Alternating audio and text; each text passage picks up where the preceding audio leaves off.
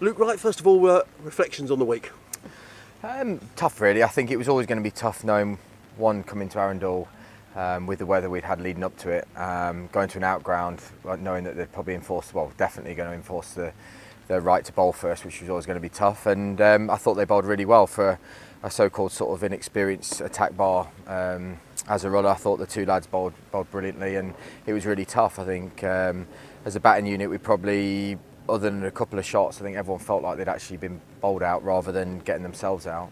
Luckily, Nashi batted brilliantly, like he has been all season, to give us some sort of total. Which, to be honest, even at that point, I thought we were still well in the game. It sort of felt like the sort of pitch batting out there for the time I was out there that you could easily get bowled out for sort of 80, 100 like we've had in the past against Durham. So to then go out and bowl, I thought we had great conditions for that first day and the second day that we didn't take, to be honest, by any means. We bowled too short, but too wide. Credit them to getting through, but at no point did we really put them under pressure and bowl the areas. So to only get 1 point on that wicket was so disappointing. And then we saw, even when they came out again last innings, when you sort of felt like the wicket might have settled down, they showed to us again what hitting that length can do, and it looked really hard work. I mean, even Nashi and Joycey last night were sort of playing a miss at least 2 balls and over, and then sort of their part-time bowler came on and he was nipping it about. So look, we've obviously been out bowled in the game, which is hugely disappointing, and one we need to get right if we're going to push in the next sort of 9 games. What was behind that performance, that bowling performance, Luke? Well, tough really. I think we've tried to speak about that in the changing room. We just didn't get it right ultimately. Even obviously McGoffin, they're normally the conditions where he's at his absolute best, and he held his hand up, said he just didn't have his rhythm and wasn't right. And for him, I mean, he still didn't go for many, but that's him bowling badly for him. And the other guys had said the same. They felt like they had no rhythm and almost tried too hard in the end once we got behind the 8 ball, and it's hard to drag back, and felt like they were chasing the game and probably going for the magic balls rather than, I suppose, doing the simple things and just banging out a length, which credit to them, as I said before, they did all game. Almost halfway through the championship season, Luke, what would your assessment be? Well, mixed really. I think at times, obviously, we spoke before about the weather has cost us, and at other time, like probably this game, it's helped a little bit. I still like to think we'd have seen out today without the rain, but it would have been tough. Look at the way it was nipping about. But there's plenty of time to now make a march. But we've just said then we're going to have to start playing better cricket. I think even the game against Derby when we won, the lads didn't feel like they'd still played the perfect game, especially as a bowling unit. We bowl well in patches, but without bowling too well as the whole game. So look, there's plenty of things we can work on. It's not disaster. We haven't lost the game so far, but we've got to start winning games, and to do that, you've got to play better. We've got to get more hundreds, more partnerships, and bowl in better areas. It's pretty simple. You said in the last game that you wanted some of your senior players to step up. Some of your younger players, you're giving them a chance as well. Is it time for them to step up as well, Luke?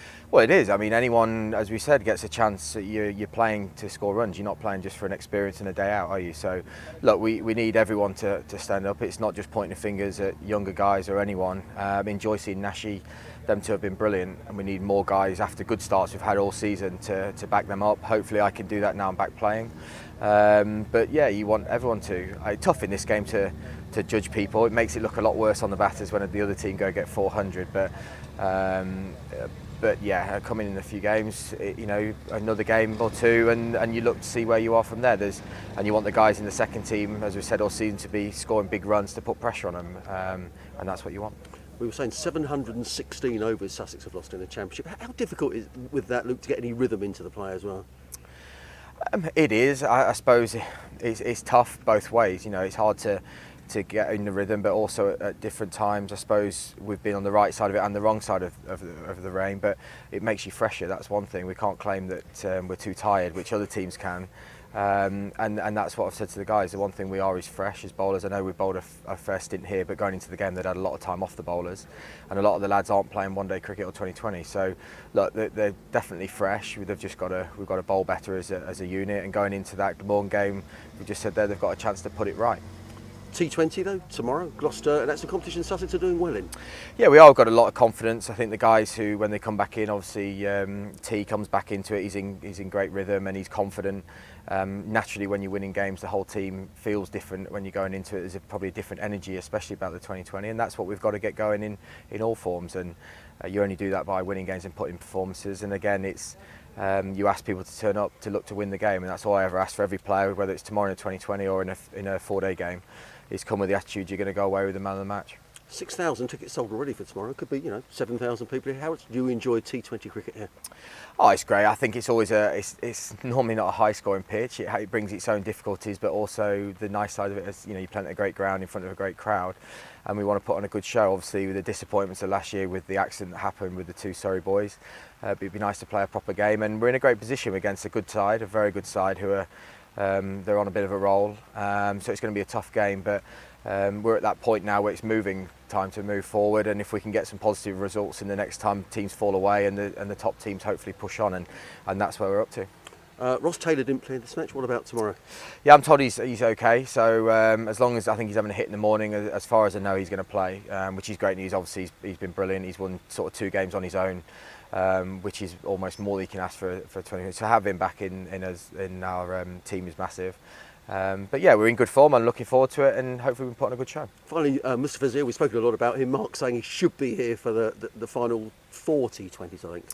Yeah, I think this one finally sounds like we're actually, rather than sort of the empty promises a little bit, I think he sounds like they're now happy the way his injuries are progressing, and they're sort of booking his flights, etc. So it sounds like he's coming, but so we'll believe it when we see him turn up. But look, if we get him for those 4 games and hopefully quarterfinals and finals day, if we're in that position, he'll be to have him at the back end of the comp when the games are really important will be huge for us, especially if we can get to those finals day. And look, it's exciting to have him.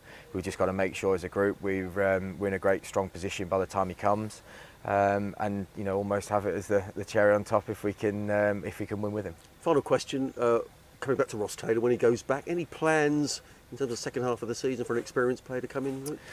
Yeah, I think we're always looking at ideas of what. Obviously, it comes again down to financial budgets, etc. So we're always talking with them. I think they're trying to work on it at the moment. We'll see where we're at the moment. We're trying to get Mustafiza on a flight and etc. and trying to replace guys to come, especially for him for the next 3 games after this. So as always, it comes down to finance and availability. That's one of the hardest things.